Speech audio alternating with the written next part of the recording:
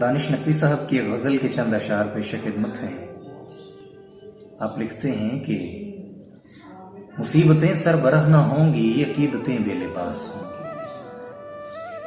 मुसीबतें सरबराह न होंगी, अकीदतें बेलिबास होंगी। थके हुओं को कहाँ पता था कि सुबहें यूं बदहवास होंगी।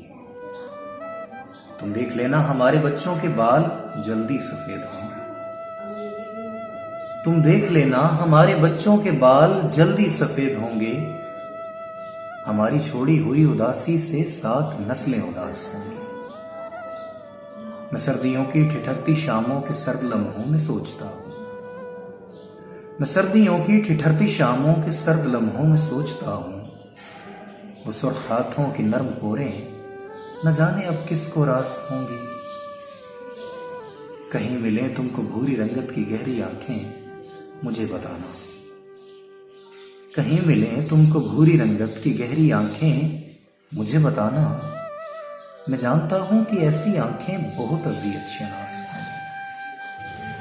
ये जिसकी बेटी के सर की चादर कई जगह से फटी हुई है।